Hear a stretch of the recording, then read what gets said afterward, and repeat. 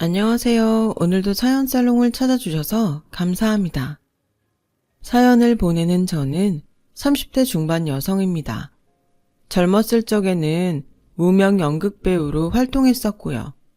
지금은 평범한 가정주부로서의 삶을 일구어 나가고 있어요. 사랑꾼 남편과 함께 한 아이를 키우면서 무척 행복한 날들을 보내고 있죠. 제가 한 아이의 엄마가 되기까지 우여곡절이 참 많았는데요. 그 이야기를 한번 해보려고 합니다. 남편과 결혼을 준비할 때 시아버님께서 지역 유지라는 사실은 몰랐어요. 모를 수밖에 없었던 이유는 남편이 너무도 검소한 사람이기 때문이었죠. 비싼 셔츠 한 장, 좋은 신발 한 켤레, 사는 법 없는 소탈한 남자였습니다. 아끼고 아껴서 모은 돈을 꼭 필요한 곳에 투자하는 남자였어요.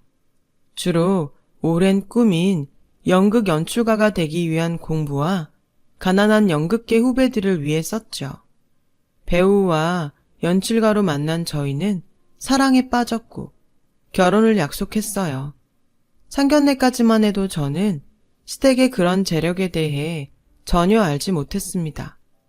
그 아버지의 그 아들이라고 시아버님께서도 소탈한 분이셨거든요. 결혼 준비가 막바지에 이르렀을 무렵 시아버지께서 뜻밖의 말씀을 꺼내놓으시면서 저는 그제야 시댁의 재력을 알게 되었죠. 꿈이 배우라고? 아버님, 연극 배우가 꿈이에요. 전생에 나라라도 구했던지 내 가진 재산이 좀 있네. 이번에 새 식구도 드릴 겸 그 새 식구와 아들의 꿈도 지원해 줄 겸 재산을 미리 분할해 주면 어떨까 싶은데. 네? 상가 두어 채 정도 해주면 부부가 꿈을 향해 도전하시기에 충분하지 않으련? 아버님, 저희는 그렇게 큰 재산을 생각한 적이 없어서요. 어른이 먼저 이야기를 꺼낸 것인데도? 마음은 감사하지만 저희 부부의 삶은 저희가 개척해 나가도록 하겠습니다. 저희 아직 젊잖아요. 정말 정 어렵거든 말씀드릴게요. 결혼 선물이 주고 싶으시면 냉장고 하나만 사주세요. 제가 음식에도 관심이 많거든요. 마음 같아서는 냉장고도 받고 싶지 않았어요. 하지만 차마 그렇게까지는 못하겠더라고요. 저를 바라보시는 시아버지의 인자한 눈빛에서 느낄 수 있었거든요. 이렇게 도움을 주고 싶어 하시는데 무작정 거절만 하는 것도 어른 앞에서 보일 예의는 아니겠구나 싶었죠. 시아버님께서는 냉장고를 선물해 주시겠다면서도 당신 명의의 건물에 신혼집을 차리면 어떻겠냐는 제안을 하셨어요. 잠시 고민하던 저희 부부는 제안을 받아들이기로 했습니다. 월세는 꼬박꼬박 드리기로 했죠. 결혼을 마친 저희 부부는 시아버님 명의의 건물에 신혼집을 차렸어요. 위층은 시아버지와 시어머니께서 거주하시는 시댁이었고 그 바로 아래층이 저희 부부의 신혼집이었죠. 독한 시집살이를 겪고 있던 몇몇 친구들이 시댁은 멀면 멀수록 좋다고 걱정했어요. 그러나 친구들이 걱정한 시집살이 같은 건 일어나지 않았어요. 시아버지가 워낙 좋은 분이었던 데다가 남편은 외동아들이었어요. 시부모님 대신해서 시집살이를 시전할 시누이 같은 사람도 없었거든요. 결혼 후 한동안은 참 화목하고 행복했어요. 한동안은요. 저희 부부가 이세 계획을 막 시작했던 어느 날이었어요. 시아버님께서 저희 부부에게 재산을 미리 나누어 주려고 서두르셨던 이유가 있었더라고요. 아버님께서는 남들 몰래 큰 지병을 앓고 계셨어요. 며느리 된 입장에서 시아버님의 병색을 눈치채지 못한 것이 죄스러웠죠. 아버님께서는 결국 병원에 입원하셨고 당신 스스로 삶의 마지막을 위한 준비를 시작하셨어요. 사람은 다 제 갈 때가 있는 법이란다. 보아하니 이제 나는 얼마 남지가 않은 것 같아. 저희가 어떻게 해드리면 마음 편히 치료에 집중하실 수 있을까요? 건물 관리니 뭐니 미리미리 배워두는 건 어떠니? 어차피 너무 넓고 많아서 나 혼자서는 힘들기도 했고. 그런 말씀 마세요. 금방 일어나실 거예요. 부모로서 하는 부탁이야. 거절하지 말거라. 그날 저희 부부는 시아버님의 재산을 맡아서 관리하기로 약속드렸어요. 그때 상속에 대한 욕심은 잠자리 똥만큼도 없었어요. 아버님의 마음을 편하게 해드려서 치료에 집중하셨으면 했죠. 아버님의 건물들이 많았고 너무 넓은 지역에 펼쳐져 있던 탓에 저희 부부는 인수인계를 위해 시어머니의 도움을 받았어요. 그러지 말았어야 했을까요? 일이 그렇게 되자 그동안 잠잠하게 계셨던 시어머니가 본색을 드러냈습니다. 저희 부부에게 인수인계를 해주는 척 재산 관리에 개입하기 시작했어요. 시어머니의 행동은 그야말로 갑질이자 횡포였죠. 저희 부부 몰래 세입자들에게 접근해서 임대료를 2배도 넘게 올려놓으라며 폐악질을 일삼았다더군요. 새로 들어오는 입주자들에게는 다운 계약서를 강요하고는 다운 계약서만큼의 차액을 본인이 몰래 꿀꺽 한 거예요. 일종의 탈세였죠. 그런 식으로 부당하게 챙긴 뒷주머니가 얼추 억 단위가 된 거예요. 두고 볼 수가 없었어요. 시아버님께서 평생 쌓으셨던 인품과 공덕이 시어머니의 이해할 수 없는 악행으로 인해 사라지는 것을 도저히 참을 수가 없었어요. 그래서 그 사실 그대로를 시아버님께 전했죠. 아버님께서는 깊은 한숨을 내쉬었습니다. 이래서 사람 고쳐 쓰는 것 아니라고 하는 모양이다. 무슨 말씀이세요? 그 양반이 원래가 욕심이 많았어.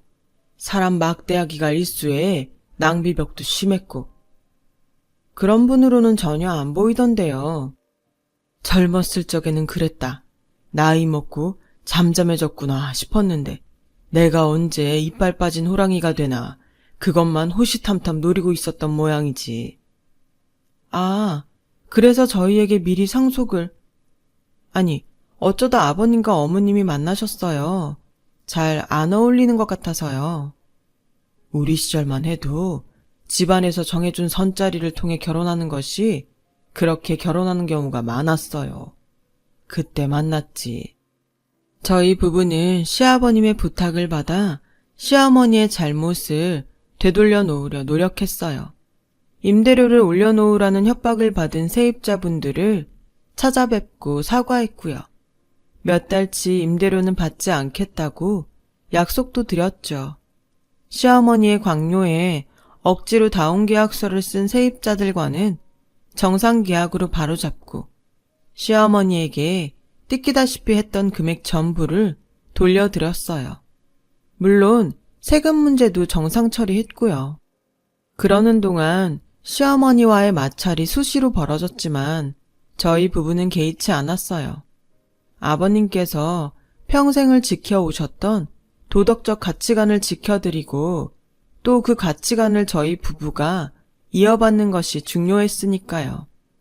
한편으로 저희 부부는 이세 계획에 더 적극적이었어요. 시아버님께서 임종하시기 전에 사랑스러운 손주를 품에 안겨드리고 싶었어요. 하지만 임신이라는 것이 사람 뜻대로 되는 건 아니더라고요. 시어머니와의 마찰을 이겨내며 모든 잘못을 올바르게 바로잡던 날, 그 소식을 아버님께 전하던 날, 아버님은 임종을 맞이하셨어요. 시아버님께서는 눈을 감기 직전에 잠시 저와 단 둘이 이야기하고 싶다고 하시더군요. 저는 미처 사랑스러운 손주를 품에 안겨드리지 못한 아쉬운 마음에 그 마음을 다해 시아버님의 손을 꼭 잡아드렸죠. 세아가 듣거라. 말씀하세요. 뭐든지요. 고맙구나. 네가 있어서 가는 길이 홀가분해. 너만 믿고 떠나마. 그리고 떠난 뒤에도 내가 늘 지켜주마. 시아버님의 장례는 고인의 뜻대로 아주 검소하게 치러졌어요. 장례를 마친 저희 부부에게는 아버님의 빈자리를 체감할 겨를조차 주어지지 않았어요. 시어머니가 시아버님의 유산을 접수하기 위한 행동에 돌입했기 때문이죠. 어머님은 장례가 끝나기가 무섭게 부잣집 사모님 행세를 하고 다녔어요. 저희 보라는 듯 비싼 외제차를 뽑았고 옷장마다 명품들로 그득할 지경이었죠. 당연하게도 그 모든 돈은 시아버님께서 남기신 재산이었어요. 저희 부부는 그런 어머님을 막아야만 했어요.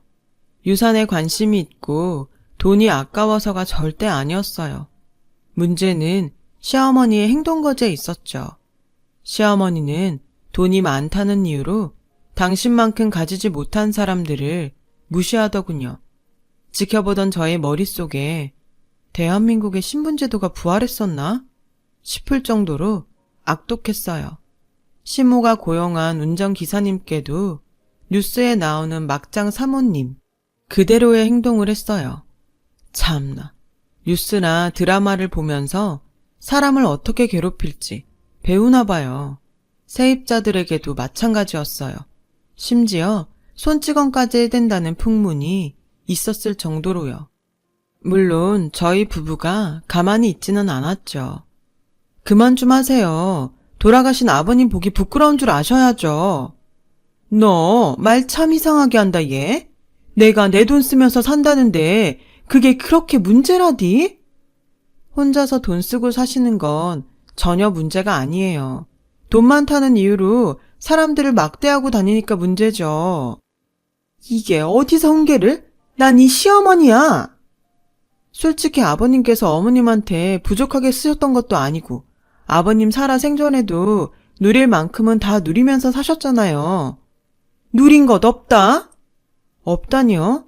혹시 임대료 안 올려준다는 이유로 세입자 뺨 때리고 그런 것까지 누려야 한다고 생각하시는 건 아니죠? 그 얘기는 또 어디서 들었다든? 너 요즘 내 뒤밟고 다니니? 굳이 안 밟아도 알아서 다 들려요. 세입자분들이 오죽했으면 저한테까지 얘기를 했겠냐고요. 매번 이런 식이었어요. 저희 부부가 아무리 올바른 소리를 해봤자 시어머니는 눈썹 하나 깜짝하지 않으셨어요. 어머니로 인해 피해를 본 분들을 찾아다니며 사과와 피해 보상을 해봤자 길어야 이틀 뒤면 시어머니의 마수가 다시 뻗쳤거든요. 그렇게 고민에 빠져들었어요.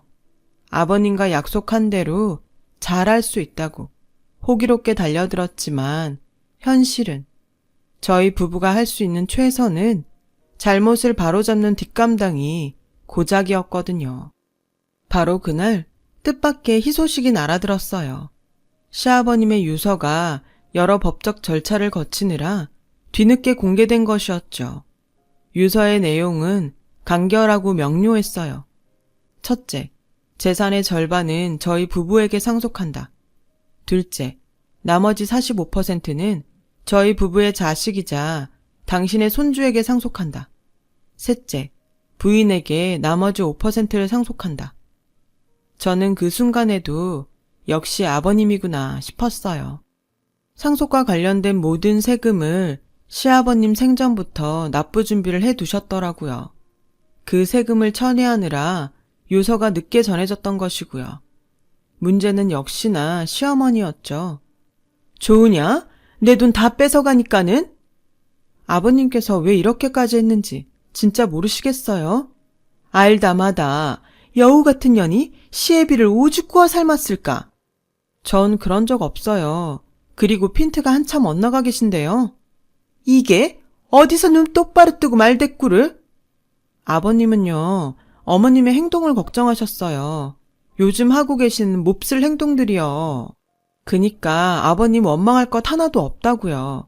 어머니 당신께서 자처하신 일이지. 고얀 년? 두고 보자. 내 돈이 아까워서라도 이대로는 못 넘어가. 말씀은 바로 해야죠. 이제 어머님 돈 아니에요. 시아버님의 유산을 상속받는 것에 대해서는 솔직히 저는 무덤덤했고 오히려 부담이 좀 되었어요. 시아버님께서 보여주셨던 올바른 부자의 모습은 저희 부부가 쉽게 이어받을 수 있는 것이 아니었으니까요. 시어머니를 향한 걱정은 어마어마하게 컸어요. 과연 어떤 행동으로 유산을 갈취하려 할까 싶었죠. 아니나 다를까 시어머니는 하루가 멀다 하고 변호사 사무실을 들락거리더라고요. 뻔하죠. 어떻게 하면 유산을 가져올 수 있을까? 그 방법을 찾으러 다녔다는 거. 그리고 마침내 그 방법을 찾으셨던 모양이에요. 어느 날부터 시어머니가 자애로운 어머니상으로 돌변하셨거든요. 돈 얘기는 일절 꺼내지도 않았으며 시아버지 인품을 흉내냈어요. 하지만 저는 그 속이 빤히 보였죠. 저희 부부를 안심시키려는 속셈이라는 것을요. 그래서 속지 않았습니다만 시어머니는 제가 속지 않았다는 사실을 전혀 모르는 채로 두 번째 수작을 벌이더군요. 너희 부부관계는 좀 괜찮니? 왜 아직도 아이 소식이 없어? 아무 문제 없어요.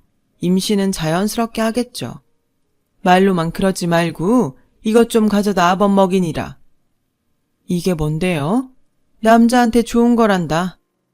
그날 시어머니가 남편 먹이라며 저에게 준 것은 율무였어요. 그 다음 날에는 시금치를 주었고요. 또 다음 날에는 콩과 고사리. 심지어 어느 날에는 연극 기획일로 피곤한 남편이 졸음운전이라도 할까 걱정된다면서 초콜릿과 커피 원두를 하나를 안겨주기도 했습니다. 하나같이 남자의 정력에 해롭다고 알려져 있는 음식들이었죠. 사실은 전혀 남자의 정력과는 아주 무관한 음식들일 뿐이었어요. 어떻게 알았냐고요? 제가 무명 연극배우 활동은 하고 있었지만 식품영양학과 출신이거든요. 정력에 해롭지 않다는 사실을 누구보다 잘 알고 있었기에 저희 부부는 시어머니가 주시는 음식들을 넙죽넙죽 받아 먹었습니다. 식자재 자체가 워낙 건강식이었던 덕분에 저희 부부는 날로 건강해졌고 적절한 초콜릿과 카페인 섭취 덕분에 엔돌핀 적당히 도는 날들을 보냈죠. 어머니는 그런 줄은 까맣게 모르는 채로 좋은 식자재들을 계속 날라다 주었어요. 제 눈에 뻔히 보이는 이유였어요. 남편도 다 알고 있더군요. 당신 볼 때마다 미안해 죽겠다 진짜. 뭐가? 엄마 이거 우리 임신 막으려는 거잖아. 정력에 안 좋은 음식들 잔뜩 먹여서. 우리한테 피해 안 가면 그만인데 뭐. 한심해서 그러지 한심해서. 그깟 돈이 뭐라고. 아들 며느리 미래 손주한테까지. 냅둬. 어차피 끈 떨어져서 돈으로 갑질을 벌이고 싶어도 못해. 한다고 해도 당신이랑 내가 가만히 안 있을 거잖아. 시어머니는 저희 부부의 임신을 막아 아버님께서 미래에 태어날 손자의 몫으로 지정해둔 절반의 유산을 가로채려는 속셈이셨어요.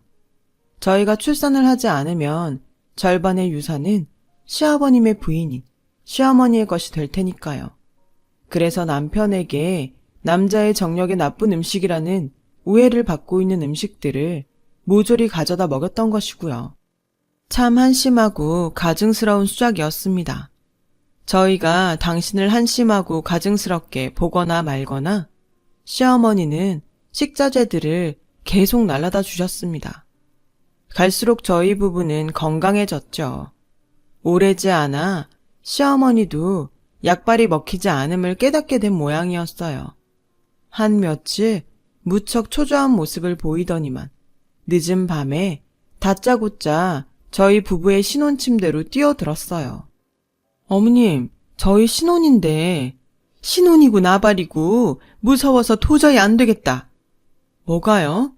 너도 남편 없이 혼자 밤을 지새워봐라. 깜깜하고 조용하고 그게 얼마나 무서운 줄 알아? 어머님이 애도 아니고 무슨. 시끄럽고 오늘부터는 아들내미랑 같이 자련다. 정 불편하면 너 혼자 다른 방 가서 자던가. 그렇게 저는 시어머니에게 남편 옆자리를 뺏겼어요. 참나. 너무 기가 막히고 황당해서 뭔 말이 입에서 나오지를 않더라고요. 유산 욕심에 눈이 얼마나 멀어 있던지 하다 이제는 부부관계까지 못하게 하려는 속셈이 너무 뻔했죠. 그대로 두어서는 안 되겠다 생각했고 저희 부부는 날이 밝기 무섭게 현관문 비밀번호를 바꾸었어요. 다음 날 밤이 되자 시어머니는 열쇠집 아저씨까지 동원해 신혼집 문을 열더군요. 집안에서 그 소리를 듣고 있던 저희 부부는 순간 눈을 맞추었고 누가 먼저랄 것도 없이 연기를 시작했습니다. 시어머니가 집 안으로 들어오는 즉시 도둑이야! 온갖 비명을 다 질러댔죠. 시어머니를 향해 물건을 막 집어 던졌어요. 물론 베개나 쿠션 같은 물건들이었지만요. 그러는 한편으로 경찰에 신고했어요. 갑작스런 상황에 어머니는 당황했고 곧 경찰이 도착했어요. 어머니는 가택 침입 혐의로 경찰에 연행되었죠. 유산 상속이 아직 완전히 이루어지지 않은 덕분에 저희 부부는 돌아가신 시아버님 명의의 건물에 세입자 입장이었기에 가능한 신고였어요. 시어머니고 아니고를 떠나서 세입자 집에 무단 침입한 혐의는 명백하니까요. 어머니는 간단한 조사를 받았고 훈방 조치되었어요. 하지만 곧장 경찰서에서 나오지는 못했어요. 마침 경찰이 시어머니의 갑질을 향한 세입자들의 고소 고발장에 대한 수사를 시작하고 있던 참이었거든요. 밤새 모든 고소 고발건에 대한 진술을 마친 시어머니께 말씀드렸죠. 세입자분들이 화가 많이 난 모양이더라고요. 없이 사는 것들이 주제도 모르고? 저희 앞에서 그런 말씀하시면 안 돼요. 그분들 도와드린 사람이 저희거든요. 뭐? 너 미쳤니? 미치지 않고서야 어떻게 이런? 시아버님께서 평생을 쌓으셨던 인덕을 지켜야죠. 어머님도 최소한 사람답게 살기를 바랬고요. 그게 자식된 도리니까요. 그래서 뭐? 세입자분들의 합의 조건은 간단해요. 사과하세요. 그러면 모든 것들이 원만하게 끝날 수 있습니다. 그리고 이건 자식이자 며느리로서의 마지막 부탁이에요. 웃기시네. 어디 법원까지 가보라지. 돈 있는 사람이 무너지는 법? 그런 법은 없다. 정 그렇다면 저는 며느리로서 시아버님의 마지막 유언을 들어드려야겠네요. 어머님은 오늘부로 우리 부모 아니에요. 지금 살고 계신 집에서도 나가주시죠. 시어머니는 정말 할 수 있는 발악은 다 하더라고요. 저희 부부는 그러거나 말거나 매몰차게 돌아섰죠. 소송 끝에 시어머니는 세입자분들의 고소 고발건에 대한 각종 명목으로 배상금을 지불해야만 했어요. 시아버님과 저희 몰래 차고 있던 뒷주머니의 돈을 날려먹은 거죠. 시어머니로부터 피해를 보았던 모든 세입자분들이 저희 부부를 찾아와 감사의 인사를 전했고 집에서 쫓겨난 시어머니의 모습을 보지 않게 되면서 사건이 일단락되나 싶었습니다. 그런데 저희 부부가 마침내 임신에 성공할 무렵이었어요. 한동안 잠잠하던 시어머니의 소식이 들려오더군요. 사치스러운 버릇을 아직 못 고쳤는지 비싼 호텔방에 장기 투숙하고 있다. 그러면서 용하다고 소문난 무당이란 무당은 모조리 찾아다니고 있다. 시어머니는 수천만 원을 들여 무슨 구슬하려고 하는데 무당들이 거절하고 있는 상황이다. 거절당하는 것으로 보아서는 일종의 저주굿으로 보인다. 그런 이야기였어요. 불길해진 저희 부부는 시어머니가 만났다는 무당을 수소문해 찾아갔어요. 그곳에서 충격적인 이야기를 듣게 되었습니다. 너거 시엠이 그거 아주 몹쓸년이드만. 진짜 저주인가요? 저주지 그럼. 그 저주를 행하는 나한테까지 업보가 들이닥칠 만큼 아주 흉한 굿이야. 대체 무슨 굿이었는데요? 임신했지? 봐서 아시잖아요. 그 아이를 유산시키는 저주를 내려달란다. 겉도 모자라서 너희 부부를 불임으로 만들어 놓으래. 유산과 불임이라니 분노가 치솟았습니다. 당신의 핏줄이잖아요. 그리고 핏줄이기 이전에 사람이라면 해서는 안 되는 짓거리잖아요. 저주가 실제로 효험이 있거나 말거나, 물론 있으리라고 저희 부부는 믿지도 않지만, 그래도 아닌 건 아닌 거잖아요. 분노가 극에 달한 저희 부부는 태아와 우리 가족을 지키기 위한 계획을 준비했죠. 시어머니를 아주 충격을 주어서 저희 부부와 아이, 그리고 시아버님께서 시어머니에게 유산을 거의 남기지 않고자 했던 뜻까지 모두 지켜내기로 마음 먹었습니다. 그렇게 얼마 뒤 어느 공동묘지에 굿판이 벌어졌어요. 굿을 사주한 사람은 당연히 시어머니였고 저주에 필요한 각종 소품들이 속속들이 도착했어요. 무당은 거리낌 없는 방언으로 저주 굿을 시작했죠. 저희 부부의 유산과 불임을 위한 저주의 말이었냐고요? 아니요. 무당은 라면 끓이는 법을 중국어로 읊어댔을 뿐이에요. 내막은 이랬어요. 시어머니가 저희 부부의 유산과 불임을 위한 저주 굿판을 계획하고 있다는 사실을 알게 된 바로 그날, 저희 부부는 중국 유학파 출신이자 남편 극단 소속 여배우와 만났어요. 그리고 모든 내막을 전했죠. 와, 시무 진짜 쓰레기다. 자기도 같은 여자면서 어떡해. 암튼 선배, 제가 뭘 어떻게 도와드리면 될까요? 배우들이랑 같이 가짜 굿판 하나 만들자. 무당은 네가 맡아줬으면 좋겠어. 그리고요. 중국어 잘하니까 나쁘지 않은 말 쏟아내면서 저주굿을 하는 척 연기해. 어차피 그게 중국어인 줄 모를 거야. 그리고 하이라이트는 시어머니의 저주굿판. 저희 부부가 섭외한 여배우이자 가짜 무당의 저주굿이 하이라이트에 접어드는 순간 기다리고 있던 제가 시어머니의 앞으로 나섰어요. 그런 저의 모습을 본 시어머니는 잠깐 당황하더니 이내 온 얼굴 가득 환희를 띄웠습니다. 굿이 먹혔구나. 이제 곧 유산도 될 거고. 그렇게 되면 손주 몫의 돈은 내 것이구나 싶었겠죠. 그도 그럴 것이 저는 이미 정신 나간 사람과 같은 몰골을 한참이었거든요. 무엇보다 저 배우잖아요. 정신 나간 척 연기가 기가 막혔죠 아주. 그렇게 잠시 시어머니의 흥을 돋군 뒤 비로소 시어머니를 홍군형 내기 위한 연기를 시작했습니다. 썩을년, 돈이 그렇게 좋더냐?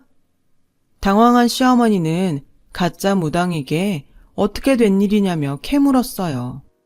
가짜 무당이 당신 남편이 빙의된 모양이다 라고 설명하자 순식간에 사색이 되더라고요. 부모 자식도 눈에 뵈지 않을 만큼 돈이 그렇게 좋았냔 말이다 이년아. 여보, 그런 게 아니라 내 얘기를 잠깐만 내가 다 지켜보고 있었는데 얘기는 무슨. 가자. 나랑 같이 저승 가서 벌 받자. 내가 무슨 죄를 지었다고 이래 진짜. 내 손주를 죽이려 한 죄, 그것도 모자라서 아들 며느리에게 저주까지 퍼부으려 한 죄. 이래도 몰라? 어서 나랑 같이 가자.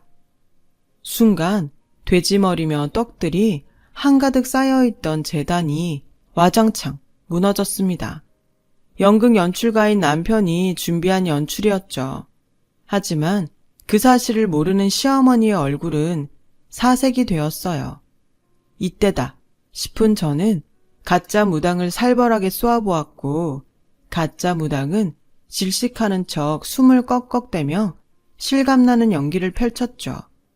결국 겁에 질려버린 시어머니는 제 앞에 무릎을 꿇고 싹싹 빌기 시작했어요. 이만하면 되었다 싶은 저는 상황을 마치기로 마음먹었죠. 어리석은 것. 다시는 아들 며느리 곁에 얼씬도 하지 마.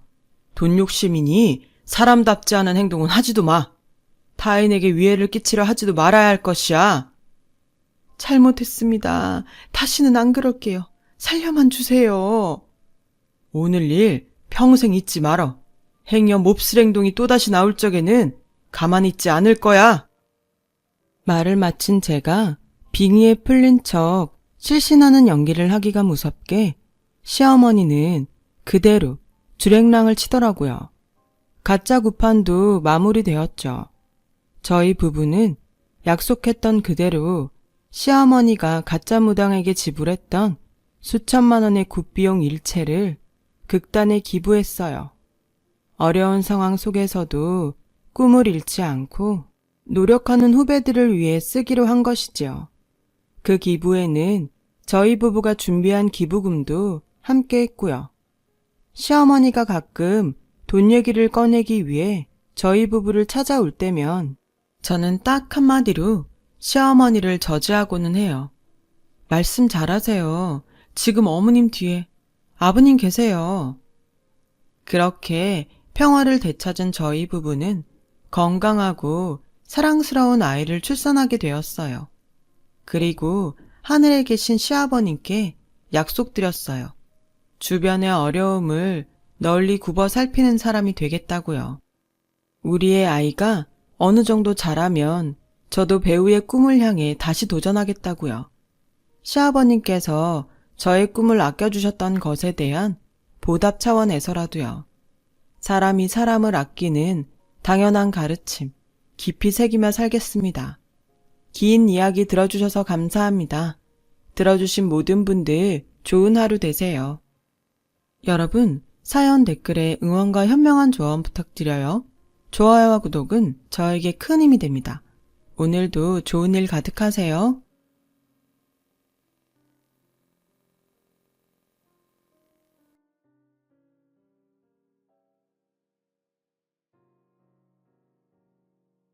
안녕하세요. 오늘도 사연 살롱을 찾아주셔서 감사합니다. 60대 여성이에요.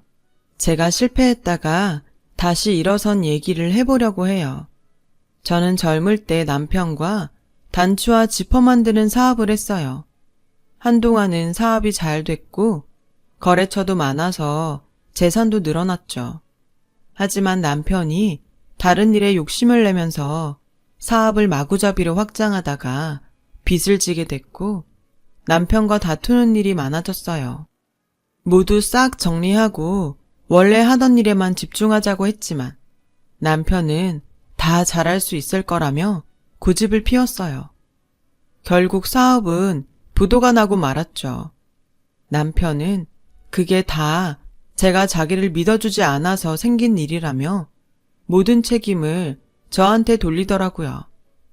매일 싸우기만 하던 저와 남편은 서로에게 지쳐서 이혼 서류에 도장을 찍고 헤어졌어요. 그때가 40대였고 딸아이는 초등학교 5학년이었어요. 앞으로 한창 돈 들어갈 일만 있는데 재수중에 돈은 없고 빚만 있어서 정말 막막했죠. 우리 애는 소아천식 때문에 정기적으로 병원도 다녀야 했고요. 저는 친구의 권유로 보험 설계사를 시작했지만 실적이 좋지 않아서 힘들었어요. 이러다가 안 되겠다 싶어서 다른 일을 찾아보다가 농산물 직판장에서 판매 일을 하게 됐어요. 그리고 새벽에는 녹즙을 배달하기로 했죠. 집세에 아이 교육비에 들어갈 때는 많은데 판매직 월급만으로는 부족했거든요. 새벽 일찍 일어나는 게 좀 힘들었지만 아이를 생각하면 한시도 앉아있을 수가 없었어요. 저는 피곤한 줄도 모르고 남들이 싫다고 하는 곳까지 맡아서 배달하고 집에 돌아와 아이를 학교 보낸 다음 직판장으로 출근해서 하루 종일 일했죠. 그렇게 녹즙 배달과 직판장 일을 같이 한 지 1년쯤 됐을 때 녹즙 대리점에서 어떤 아줌마가 더는 못하겠다며 직원한테 하소연을 하더군요. 얘기를 들어보니 길 건너 새로 생긴 아파트에 한 아줌마가 굉장히 힘들게 한다는 거였어요. 녹즙 배달만 하면 되는 건데 힘들 게 뭐 있지? 저는 그렇게 단순히 생각했는데 직원이 저를 불러서 그 아파트 영실 씨가 좀 맡아주실래요? 아무도 안 하려고 해서 저희도 지금 너무 곤란하거든요. 대신에 월급 좀 올려드릴게요. 부탁해요. 네? 저는 월급을 올려준다는 말에 그 자리에서 알았다고 했어요. 그러자 다들 저를 걱정스러운 눈으로 보더군요. 저와 친하게 지내는 언니는 진짜 괜찮겠어? 거기 진상이 우리가 아는 수준이 아니래. 성미 씨 그만두는 거 봐. 돈도 좋지만 그러다 괜히 몸도 마음도 상한다고. 라며 걱정했지만 저렇게까지 부탁하는데 해보지도 않고 안 한다고 할 순 없잖아요. 그리고 전 한푼이 아쉽고요. 성질 안 건드리게 조심하면 별일 없겠죠. 라며 괜찮다고 했어요. 그리고 그 다음 날부터 그 아파트까지 돌기 위해 더 일찍 집을 나왔어요. 한 일주일 정도는 별 탈 없이 배달을 했어요. 사실 현관에 매달아 놓은 가방에 눅집을 넣기만 하면 돼서 집에서 누가 갑자기 나오지 않는 이상 사람들이랑 마주칠 일도 별로 없었거든요. 그 아파트도 다른 곳과 마찬가지였어요. 어느 날 아파트에 눅집을 배달할 때였어요. 그 아파트에 눅집을 먹는 사람이 많아서 15층부터 차례대로 내려오면서 배달을 했거든요. 그러다가 11층 한 집에 눅집을 넣고 계단을 내려가려는데 문이 열리더니 한 아줌마가 나오더군요. 나이는 저와 비슷해 보였는데 팔짱을 끼고서 저를 쳐다보는 눈초리가 꼭 자기가 저보다 더 높은 사람인 것처럼 느껴지더라고요. 거기요. 내가 눅집 오는 시간을 봤더니 요새 계속 5시 50분에 오던데 전보다 10분 늦어졌어? 눅집은 신선한 게 생명인데 자꾸 이런 식이면 곤란하지. 그 여자는 대뜸 반말을 하면서 불평을 늘어놓았습니다. 저는 이 사람이 그 유명한 진상이라는 걸 단번에 알아챘죠. 그래서 말해봤자 시끄러워질 게 뻔해서 제가 15층부터 내려오면서 배달하느라 그랬는데요. 내일부터는 여기 먼저 넣을게요. 라며 좋게 말했더니 알아서 잘 좀 하지. 꼭 얘기를 해야 제대로 하더라. 라고 하고는 눅집을 꺼내서 문을 탕 닫고 들어가 버렸어요. 저는 기분이 나빴지만 이 정도면 견딜만 하겠다고 생각했어요. 하지만 그 여자의 잔소리는 날이 갈수록 심해졌어요. 눅집 넣을 때 대문에 부딪혀서 소리 나지 않게 해라. 유통기한 표시가 이상한데 다시 찍은 거 아니냐. 오늘은 어제보다 1분 늦게 넣었다 등등. 제가 배달하는 시간에 일부러 지키고 서 있다가 불평을 하더라고요. 저는 그때마다 죄송하다, 주의하겠다, 일찍 오겠다라고 좋게 말하면서 넘어갔지만 매번 다른 일로 잔소리를 하니 점점 피곤해졌어요. 하지만 대리점에서는 한 명이라도 배달이 끊기면 안 된다면서 비위 좀 잘 맞춰주라면서 오히려 저를 더 밀어붙였죠. 그런데 한 번은 제가 그 집에 눅집을 배달하고 계단을 내려가는데 그 집 여자가 문을 빼꼼 열더니 쓰레기 봉투를 내놓으며 아줌마, 내려가면서 이것 좀 버리고 가. 라는 거였어요. 죄송하지만 제가 배달 때문에 그걸 들고 내려갈 수가 없는데요. 그리고 그건 쓰레기인데 쓰레기 쥐었던 손으로 눅집 배달하는 걸 알면 사람들도 기분 나쁘잖아요. 그건 사모님이 버리시는 게 좋을 것 같아요. 라고 하자 아줌마, 그거 배달하고 얼마 받아? 그 돈이 다 내가 내는 돈에서 나가는 거야. 당신 받는 돈의 일부를 녹즙값이라고 퉁쳐서 받아먹는 거라고. 그럼 잔말 말고 해야지. 그리고 이 새벽에 쓰레기를 들고 내려가는지 다른 봉투를 들고 내려가는지 다른 사람들이 알게 뭐야. 배달 끊어버리기 전에 얼른 갖다 버리고 가. 라며 제 손에 억지로 쓰레기 봉투를 떠넘기고는 문을 닫고 들어가 버리더군요.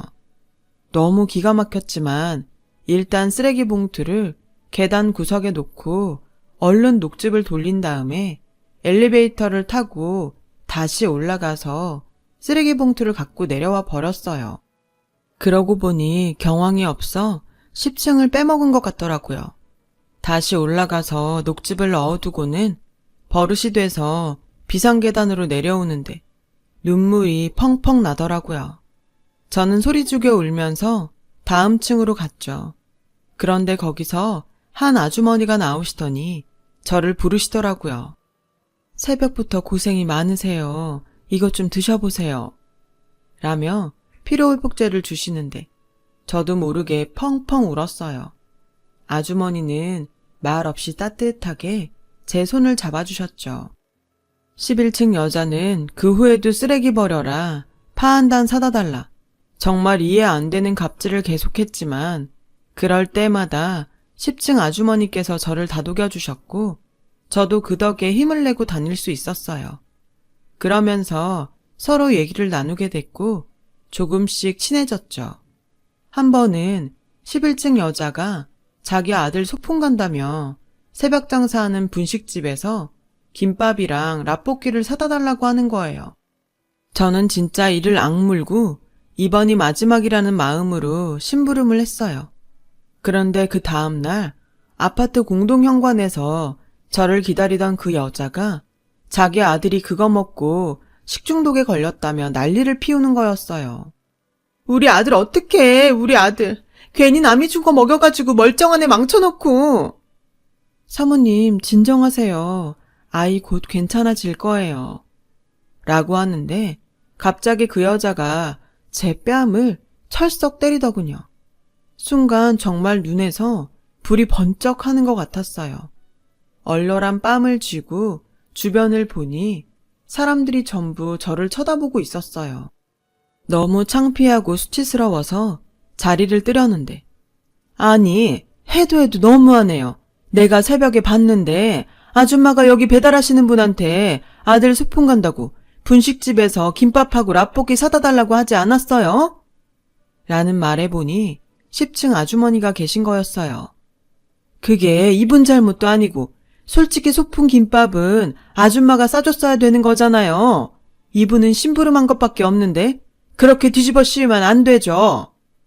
그러자 사람들이 11층 여자에게 어떻게 그러냐며 한마디씩 했고 저는 창피하긴 했어도 억울함을 풀고 그 자리를 벗어날 수 있었어요. 10층 사모님한테 너무 감사해서 김치를 담궈 갖다 드렸죠. 일하느라 바쁠 텐데 이런 걸 다 신경 썼어요. 정말 고마워요. 잘 먹을게요. 그러면서 아주머니는 또 제 딸아이 주라며 빵이며 과자를 잔뜩 챙겨서 봉투에 담아 넣어주셨어요. 그렇게 저희는 친분을 계속 유지했죠. 하지만 11층 여자가 갑질을 하는 건 정말 힘들었고 저도 더는 안 되겠다 싶어서 얼마 후 대리점에 얘기하고 그만두게 됐어요. 다행히 같이 배달 일을 했던 그 친한 언니가 재래시장에 있는 식당을 소개해줘서 새벽에 나가 다시 일을 할 수 있게 됐어요. 식당 일로 옮기고 나서 10층 사모님에게 인사를 하려고 찾아갔어요. 그런데 그새 다른 사람이 들어와서 살고 있더군요. 혹시 사모님이 이사간 곳을 아냐고 물어봤더니 모른다더군요. 실망하고 돌아서는데 앞집에서 아주머니가 나와서 조용히 저를 불러 얘기하시더라고요. 그 집 아저씨 사업이 잘 안 돼서 집이며 세간 다 팔고 어디 작은 데로 이사간 것 같더라고요. 그 집 사람들 참 인격적이고 좋았는데 정말 안 됐어요. 그 얘기를 들으니 저도 정말 속상하더라고요. 그런 좋은 분들이 잘 되셔야 하는데 하고 말이죠. 하지만 저도 당장 생활이 급했기에 먹고 살기 위해 일하는 데 집중하다 보니 어느새 그 일은 잊어버리게 됐어요. 식당은 새벽에 물건을 떼러 오는 사람들로 늘 붐볐는데 그렇게 열심히 사는 모습을 보니 저도 뒤처지지 말아야겠다는 생각이 들어 힘을 낼 수 있었죠. 그렇게 새벽에 식당 일을 하고 몇 달 지나서였어요. 어머, 김 사장님 아니에요? 나예요. 애기옷 공장하는 박수영. 저는 놀라고 좀 부끄럽기도 했지만 웃으면서 이게 얼마만이에요. 너무 반가워요. 라고 인사를 했어요. 박 사장은 제 또래인데 아기옷 브랜드 하청 공장을 운영하고 있었어요. 그 전에 그 공장에 단추를 대줬거든요. 박 사장은 2주에 한 번은 이곳에 와서 필요한 재료들을 사간다고 했어요. 그렇게 우리는 몇 번 만나게 됐고 저도 제 사장 얘기를 하게 됐죠. 그런 뒤로 박 사장은 저만 보면 김 사장님이 여기 이러고 계실 분이 아닌데 라며 안타까워했어요. 그러던 어느 날 박 사장이 와서 밖으로 절 불러냈어요. 김 사장님, 저 드디어 결심했어요. 저도 여성복 만들어 팔아보려고요. 근데 저 혼자는 지금 공장 일도 있어서 벅차니까 김 사장님이랑 했으면 해요. 김 사장님 예전 일 처리하시던 거 생각하면 얼마든지 믿고 같이 할 수 있겠다는 판단이 섰어요. 항상 약속도 어겨본 적 없고 뭐든 정확하게 해주셨잖아요. 그리고 단추랑 지퍼 만드시면서 옷도 많이 보셨을 테니까요. 한번 같이 해봐요. 네? 너무 좋은 제안이었지만 겁도 났어요. 박 사장님, 저한테 얘기해준 건 너무 고마운데 일이 잘 안 되면 어쩌죠? 여성복이라는 게 유행도 잘 파악해야 되고 세련되게 만들어야 되는데 잘할 수 있을까요? 그걸 알고 있다는 것 자체가 잘할 수 있는 거죠. 너무 걱정하지 마요. 나도 하청 공장이지만 사업이라면 사업인데 몇 번 시행착오 정도야 각오하고 있어요. 잘못될까봐 걱정부터 하지 말고 나랑 같이 해봐요. 아선이 중학교 들어갔죠? 엄마가 사업한다고 하는 게 일하러 다닌다고 하는 것보다 낫잖아요. 저는 그렇게 해서 그동안 부었던 적금을 깨서 조금 투자하고 전적으로 제가 맡아서 디자인부터 부품까지 챙기면서 제 사정을 챙겨주셔서 처음엔 월급을 받는 조건으로 박 사장과 같이 의류 사업을 시작하게 됐어요. 처음에는 사업이라고 말하기도 민망하게 작은 규모였지만 저는 여기저기 뛰어다니며 옷들도 보고 패션 잡지도 보면서 디자인을 했죠. 그렇게 한 벌, 두 벌 옷을 만들게 됐고 그 옷들이 박 사장의 인맥으로 도매시장 여기저기 걸리게 됐어요. 큰 기대를 하지 않았는데 의외로 저희 옷은 반응이 좋았어요. 무엇보다도 박음질이나 마무리가 꼼꼼하고 옷이 야무지게 딱 떨어진다며 시장 사람들한테도 입소문이 나기 시작했죠. 이거 봐요. 우리 줌은 3배로 늘었어요. 저는 잘 될 줄 알았다니까요. 김 사장님 안목을 믿었으니까요.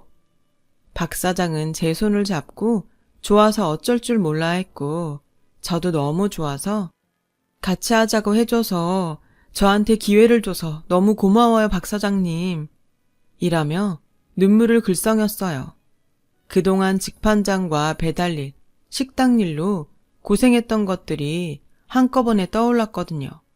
박 사장은 앞으로 더 잘 될 일만 남았다면서 우는 저를 토닥여 주었죠.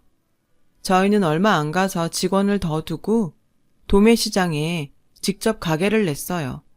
전국 소매상들이 저희 옷을 사러 왔고 트렌드를 잘 파악한 저희 옷들은 정말 날개 돋친 듯 팔려나갔어요. 그리고 박 사장의 제안으로 온라인에 쇼핑몰을 열게 됐죠. 시장에서는 쇼핑몰을 열더라도 자기들에게 옷을 따로 팔아달라고 했어요. 박 사장도 하청 공장을 정리하고 완전히 이쪽 일에 뛰어들면서 저희 사업은 더 커져갔습니다. 저는 남편이 사업 잘 된다며 이 일 저 일 벌려서 망했던 걸 떠올리면서 절대로 자만하지 말고 할 수 없는 일에 손대지 말자 결심했어요. 그렇게 해서 아이가 대학을 졸업할 때쯤에는 저희 쇼핑몰이 옷의 여성 구두와 가방까지 만들면서 자리를 잡았어요. 사업이 안정되면서 저는 적절히 투자도 하며 돈을 굴렸죠. 한 곳에 몰빵하지 않고 분산해서 관리한 덕에 꽤 짭짤하게 부수입을 올렸어요. 그러던 어느 날 딸아이가 결혼하고 싶은 사람이 생겼다며 집에 데려오겠다고 하더군요. 벌써? 네 나이면 아직 한참 친구들이랑 놀고 직장일에 빠져있을 텐데 결혼은 너무 이르지 않아? 엄마, 난 이 오빠가 너무 좋아. 얼른 결혼하고 싶어. 한번 만나보고 생각해줘. 내가 좋아하는 사람이잖아. 저는 어릴 때 소아천식으로 고생했던 딸에게 늘 약했어요. 사춘기를 거치면서 천식 증상은 점차 사라져 지금은 완치 상태가 됐지만 그래도 항상 마음 졸이게 되고 무슨 말이든 들어줄 수밖에 없었어요. 그래서인지 딸은 저한테 애교도 많고 어리광도 잘 부렸어요. 결국 저는 딸의 말대로 남자친구를 만나기로 했어요. 안녕하세요, 어머니. 아선이 남자친구 박정훈입니다. 어서 와요. 반가워요. 딸의 남자친구는 좀 수줍음이 많은 것 같았는데 건실하고 좋은 청년 같아서 마음이 놓였어요. 그런데 알아보니 남자 집이 너무 가난하더라고요. 저는 가난이라면 치가 떨렸고 딸이 고생하는 게 싫어서 고민이 됐죠. 그 사이 딸은 남자 쪽 집에 인사를 갔다 왔더라고요. 언제 인사 가기로 약속했던 거야? 엄마한테 얘기 미리 좀 해주지. 저는 제 마음을 몰라주는 딸한테 조금 섭섭했어요. 엄마한테 얘기하면 선물도 신경 쓴다고 너무 거창하게 할까봐 그랬지. 내가 엄마 성격 잘 알잖아. 너무 걱정하지 마. 인사 잘 다녀왔어. 오빠 어머니 진짜 너무 좋으셔. 그래, 나도 그 사람 좋은 건 알겠는데 집이 너무 힘들잖니. 난 네가 고생할 것 같아 싫다. 엄마도 엄마 힘으로 이만큼 해냈잖아. 우리도 그럴 거야. 걱정하지 마. 그래도 저는 결혼 승낙을 차일피일 미루다가 일단 그쪽 어머니가 만나자고 했다는 연락을 받게 됐죠. 이렇게 된 이상 그 집에는 미안하지만 남자 어머니에게 잘 얘기해야겠다 싶었어요. 알았다. 일단 엄마가 만나보긴 할 텐데 그래도 너무 기대는 하지 마. 엄만 네가 그래도 좀 여유 있는 집에 가서 편하게 사는 모습 보고 싶어. 엄마만 모르는 거 아니야. 근데 우리 좀 믿어주면 안 될까? 지금은 남자가 좋아서 뭐든 잘할 수 있을 거라고 생각하겠지만 사는 게 그렇게 만만한 게 아니야. 엄마가 다 겪어봐서 잘 아니까 하는 말이야. 어쨌든 정훈이 어머니 만날게. 예의에 어긋나는 일은 안 할 테니까 그건 걱정 말고. 그런 걱정은 안 해. 엄마가 그럴 사람도 아니고. 딸은 말은 그렇게 하면서도 못내 원망스러운 눈으로 저를 보더군요. 그리고 약속날이 돼서 만나기로 한 카페로 갔어요. 남자 어머니는 좀 나이가 있어 보이고 수수한 차림이었지만 인상이 따뜻하고 좋아 보였어요. 사업하시느라 힘드실 텐데도 딸을 참 잘 키우셨어요.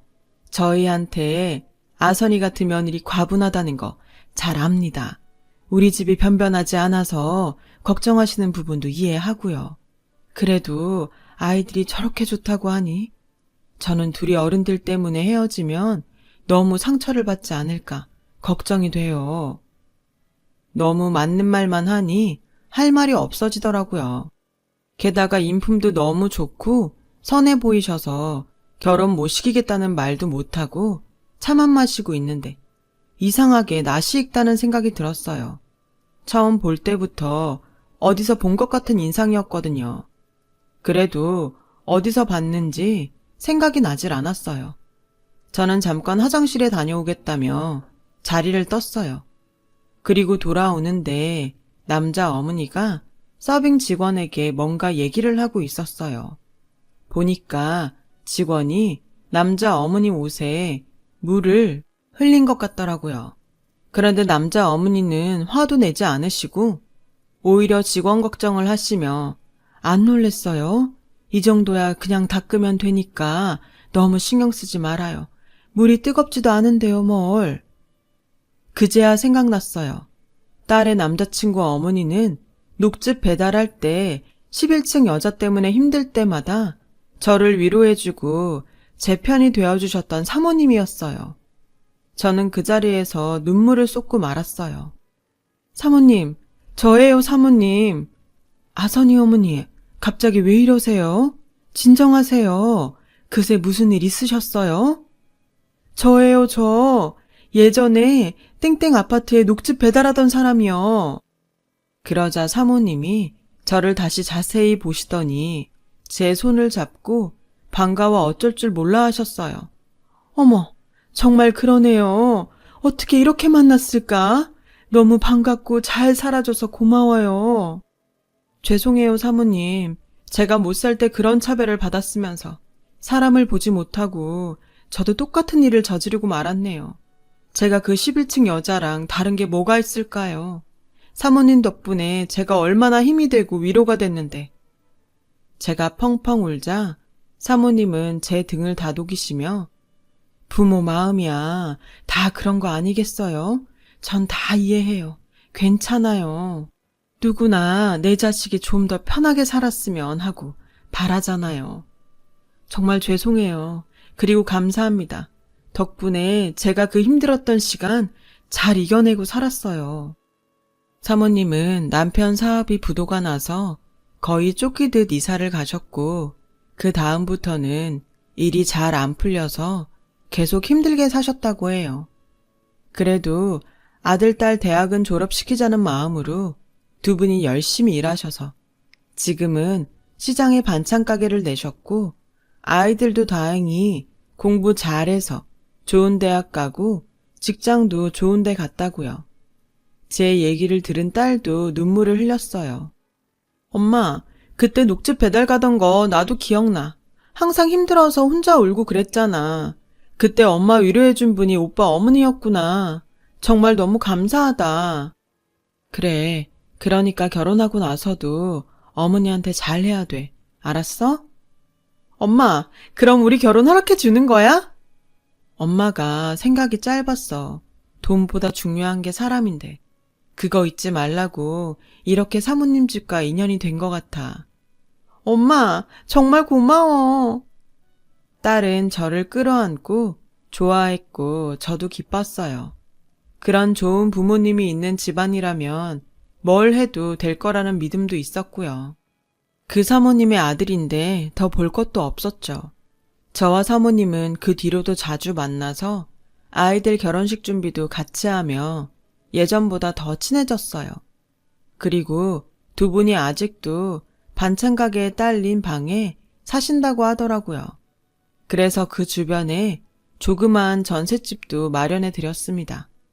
그러지 말라고 한사코 말렸지만 저는 꼭 받아달라고 했어요. 저 그때 사모님 안 계셨으면 어떻게 됐을지 몰라요. 아마 버티림이 없어서 나쁜 마음을 먹었을 거예요. 그럼 우리 아선이도 지금처럼 잘 크지 못했을 거고요. 이게 다 사모님 덕분이에요. 제가 우리 딸 위해 투자한다 생각하시고 받아주세요. 사모님, 아니 사부인은 정말 고맙다면서 눈물을 흘리셨어요. 아이들은 모두의 축복 속에 결혼했고 그 뒤 저와 사도는 같이 여행도 다니고 맛집도 찾아다니며 정말 재밌게 잘 살고 있어요. 사람 일은 아무도 모르는 것 같아요. 저도 항상 베풀고 살도록 노력하면서 그렇게 살아가려 합니다. 살다 보면 돌고 돌아 제 자식들에게도 좋은 일들이 더 생기겠죠.